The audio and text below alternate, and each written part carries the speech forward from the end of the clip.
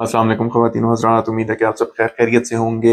आज मैंने सोचा कि इमिग्रेशन के बारे में थोड़ी सी फिर से मज़ीद बात कर ली जाए। कुछ नई अपडेट्स आई हैं, आप सबको पता है। रिसेंटली जो अनाउंस हुई हैं उसमें एक बहुत बड़ी अपडेट ये है कि 5 लाख से 3,95,000 का टारगेट कर दिया अगले साल के लिए। जो 5 लाख का टारगेट था उसको कम करके 3,95,000 परमानेंट रेजिडेंट्स का टारगेट कर दिया है। इस वक्त कनाडा में तकरीबन 5 लाख से ऊपर शायद स्टूडेंट्स होंगे। अच्छा, 1,31,000 स्टूडेंट्स का पीजीडब्ल्यूपी, जिसको पोस्ट ग्रेजुएट वर्क परमिट कहते हैं, वो एक्सपायर हो रहा है इस साल।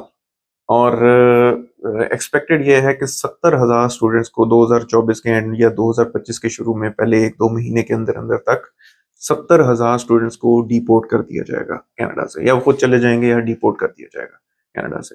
बाकी भी जो है उनके भी कुछ ज़्यादा प्रोस्पेक्ट्स नहीं है। मैं आपको एक उसमें बता देता हूँ, मिसाल दे देता हूँ। वो जो स्टूडेंट्स हैं, सिर्फ स्टूडेंट्स नहीं है, टेम्पररी रेजिडेंट्स भी हैं यहाँ पे जो टेम्पररी वर्क परमिट्स पे काम कर रहे थे। अच्छा, वो लोग सारे मिला के जो टोटल नंबर है वो काफ़ी ज़्यादा होगा। अगले साल का जो टारगेट है वो 3,95,000 का है। उसमें से 40% जो है इन्होंने एक कोटा रखा है, जो यहाँ पे ऑलरेडी एग्जिस्टिंग लोग हैं, जो जिसमें स्टूडेंट्स आ जाते हैं जो पीजीडब्ल्यूपी पे हैं या फिर टेम्पररी रेजिडेंट्स हैं, उनको 40% उसमें से कोटा मिलेगा। वो 1.5 लाख बनता है। 1.5 लाख टोटल इन्होंने स्लॉट्स रखी हैं पीआर देने के लिए। टोटल जो लोग होंगे मेरा ख्याल है कोई 2.5-3 लाख 4 लाख, मुझे आइडिया नहीं है एग्जैक्टली कितने, लेकिन काफ़ी ज़्यादा है पॉपुलेशन, बल्कि ज़्यादा ही होगी, 5 लाख से ऊपर होंगे। तो इसका मतलब है अगले साल तो वो उनका पीआर किसी का भी नहीं होगा, और किसी और का एक्सपायर हो रहा होगा पीजीडब्ल्यूपी अगले साल, तो वो भी बेचारा ऑलमोस्ट गया, अनलेस कि वो किसी ऐसी फील्ड में उसकी एजुकेशन है जो वो आगे मजीद या तो कोई और स्टडीज में जा सकता है किसी और किस्म की, या पीजीडब्ल्यूपी एक्सपायर हो गया, क्योंकि एक दफ़ा मिलता, दोबारा नहीं मिलता PGWP. PG post graduate work permit आपकी ग्रेजुएशन के बाद एक दफ़ा आपको मिलेगा। अगर वो एक्सपायर हो गया तो उसके बाद आप पीआर नहीं ले सके, तो या तो आप उसको कन्वर्ट करवाएंगे विजिटर वीजा में। 90 दिन का टाइम होता है आपके पास। उसके बाद उसके अंदर अंदर आपने उसको 90 दिन के अंदर अंदर उसको या तो विजिटर वीजा पे कन्वर्ट करवाना है। अगर आप एक्सपेक्ट कर रहे हैं कि आपका पीआर हो जाएगा तो फिर करवा लें उसको। अगर नहीं एक्सपेक्ट कर रहे तो फिर विजिटर पे भी करवाने की जरूरत नहीं है, फिर वापस चले जाएं। बेहतर यह है, बजाय इसके कि आप यहाँ पे मजीद रह के यहाँ पे और ज्यादा परेशानी में पड़ जाएं। क्योंकि आपको पता है यहाँ पे एक दफा आप अगर आपका स्टेटस बिल्कुल कुछ भी ना रहा यहाँ पे, तो आपकी सारी के सारे बेनिफिट्स, जिसमें हेल्थ केयर भी हो गई और भी बहुत सारी चीजें, ड्राइविंग लाइसेंस आप कैंसिल हो जाता है। तो बेहतर ये होगा कि आप वापस चले जाएं, बजाय इसके कि आप अपने साथ और ज्यादा मजीद ज्यादती कर लें। दूसरा जो ऑप्शन है, वो जो पीजीडब्ल्यूपीज जिनका एक्सपायर हो रहा है, वो ये है कि अगर वो कोई ऐसी फील्ड ऑफ स्टडी है उनकी जो कि यहाँ पे इन डिमांड है, तो फिर तो उनका पीआर हो जाना चाहिए, फिर तो कोई इतना बड़ा मसला नहीं होना चाहिए। तीसरा ये है कि वो किसी और अपना वो जो स्टेटस है उसको चेंज करवा लें दोबारा, स्टूडेंट एज अ स्टूडेंट होके, तो वो किसी और फील्ड ऑफ स्टडी में दोबारा एजुकेशन शुरू कर दें। ये ही कुछ ऑप्शंस बची हुई हैं, अदरवाइज कोई ऑप्शन नहीं नजर आ रही। इन्होंने सख्ती इतनी ज्यादा कर दी है, और आप सबको पता है कि अगले साल तो वैसे भी इलेक्शंस हैं जिसमें गवर्नमेंट चेंज हो जानी है, और नई गवर्नमेंट से तो और आप कुछ भी एक्सपेक्ट नहीं कर सकते। जो अगली गवर्नमेंट आएगी वो तो आ ही इस बेस पे रही है कि इन्होंने इमिग्रेशन में इतनी तबाही मचाई है, जिसकी वजह से इनके इकोनॉमिकल, हालांकि ये वजह नहीं है, इकोनॉमिक हालात सारों के खराब थे, हर जगह के खराब थे। अमेरिका में भी यही शोर मचा होता है, यहाँ पे भी यही शोर मचा हुआ है।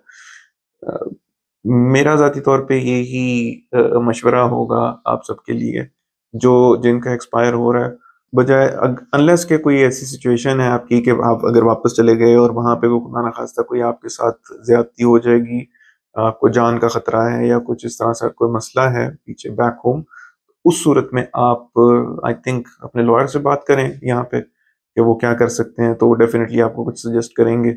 हो सकता है कोई ऐसा चांस बने कि आप यहाँ पे रुक सकें, अदरवाइज कोई ऑप्शन नहीं बचती। तो इन्होंने जो धोखा करना था कर दिया आप सबके साथ, सबको पता है धोखा हुआ है, लेकिन अब क्या कर सकते हैं, कोई कुछ भी नहीं कर सकता। ऐसे ही होता है गवर्नमेंट्स की पॉलिसीज कभी भी चेंज हो सकती हैं, और फिर जब चेंज होती हैं तो उसके बाद फिर वो जो आम आवाम होती है, आम लोग होते हैं बेचारे, जिन्होंने इतना इतना पैसा लगाया होता है और वो आए हुए हैं जिस तरह आप लोग हैं, अपनी ज़मीनें बेच के और कुछ इतना कुछ करके, यहाँ पे किसी को कोई परवाह नहीं है इस चीज़ की आपने क्या किया क्या नहीं किया। इनको आपने पैसे दे दिए, कह रहे हैं कि थैंक यू वेरी मच, आपने पैसे दे दिए, बस ठीक है, आप वापस जाए। उन्होंने यहाँ पे दिखा दिया है आपको, इस गवर्नमेंट ने, बेशक ये बड़ी लिबरल गवर्नमेंट थी कहने को, पॉलिसीज थी भी इनकी लिबरल थी बहुत ज़्यादा पिछले काफ़ी सालों से, इमिग्रेशन पे ख़ास तौर पे, जिसका बहुत लोगों ने फ़ायदा भी उठाया। लेकिन अब आप सब जानते हैं कि इस वक्त क्या सिचुएशन है। उनको अपनी कुर्सी के लाले पड़े हुए हैं, वो अपनी कुर्सी, उनको पता है कि जी वो चली जाएगी, यानी शायद कुछ भी ना मिले इनको पार्लियामेंट में, अभी तो फिर कुछ शायद मिल जाए, अदरवाइज तो शायद इनको कुछ भी ना मिलता पार्लियामेंट में। तो अपनी वो फेस सेविंग है और तो कुछ नहीं है, आप लोगों के साथ धोखा हो गया, और मैं समझता हूँ कि कोई एक्सपेक्टेशन रख के फायदा भी कोई नहीं, और आपके साथ धोखा तो हो गया है, लेकिन अब उसको मजीद अपने आप को परेशानी में डालने से बेहतर ये है कि या तो आप लोग कोई अपने किसी लॉयर से या कंसल्टेंट से बात करके कोई उसका हल निकाल लें यहाँ पे फौरन, अदरवाइज आप लोग फिर वापस चले जाएं, बजाय इसके कि आप अपने आप को और ज्यादा बड़ी मुसीबत में किसी में डाल लें। तो बेहतर ये है कि आप लोग, क्योंकि मैंने बहुत सारे चैनल्स देखे, मैं ये बात असल में इस वजह से कर रहा हूँ, मैंने बहुत सारे यूट्यूब पे चैनल्स देखे कंसल्टेंट्स के, लॉयर्स के, वो जो कहानियां सुना रहे हैं वो कई तो ऐसी कहानी सुनाते हैं कि हमसे बात करें, हम बताएंगे आपको कि क्या करना है। ठीक है, बात कर लें, आप बात करके देख लें, अगर कोई पैसे मांगता है उसके अपफ्रंट और कहेगा कि जी हम बाद में होकर काम कर देंगे, तो ऐसा कभी ना कीजिएगा, धोखा है वो भी फ्रॉड है सारा, आप सबको पता है, जिस तरह आप पीछे बैक होम आपको पता है कंसल्टेंट्स फ्रॉड करते हैं, और यहाँ लाके आप लोगों को कैसे कैसे कॉलेजेस में फेंक दिया, और फिर उसके बाद हाथ खड़े कर देते हैं, सारे के सारे पैसे लेके तो सारे हाथ खड़े कर देते हैं। तो इस वजह से ना आप लोगों ने जो भी करना है जरा सोच समझ के कीजिएगा, क्योंकि आगे फ्यूचर कोई बहुत खास अच्छा नजर नहीं आ रहा कैनेडियन इमिग्रेशन का। तो ये छोटी सी मैंने कहा कि आप लोगों से जिक्र करूं, जो रिसेंट सिचुएशन हुई है, मुझे बहुत दुख है। हमारे सारे बहन भाई हैं वहाँ पे, ज़्यादातर इंडिया साइड के, पंजाब के हैं। अ, मेरी बात भी होती है उन लोगों के साथ, एक बेचारी लड़की थी उससे मेरी बात हुई, वो क्योंकि मेरा स्टाफिंग का काम है, तो स्टाफिंग के बिजनेस में आपको पता है इन सबसे बहुत ज़्यादा बातें होती हैं फ़ोन पे अक्सर। तो मेरी अभी रिसेंटली किसी से बात हुई, वो बेचारी लड़की थी, वो इस वजह से परेशान थी कि उसके इन लॉज ने उसको पैसे दे के भेजा था, और अब उसको नज़र नहीं आ रहा कि वो कैसे रुकेगी। उससे एक्सपेक्टेशन ये थी कि वो यहाँ पर रुक के पीआर लेगी और फिर उसके बाद अपने हस्बैंड को बुलाएगी, और उसके इन लॉज ने काफ़ी ज़मीन वगैरह बेच के तो पैसे जमा करके उसको यहाँ पे भेजा था। अब उसको भी समझ नहीं आ रही कि वो क्या करे। तो इस तरह के बहुत सारे लोग हैं, बहुत सारी परेशानियों में यहाँ पे घिरे हुए हैं। उम्मीद करता हूँ कि कोई हल निकलेगा किसी किसी तरह, नजर नहीं आ रहा, लेकिन उम्मीद पे दुनिया कायम है। बहरहाल अपना ख्याल रखिएगा, इंशाल्लाह फिर मुलाकात होगी। अल्लाह हाफिज। Everybody knows that you really do.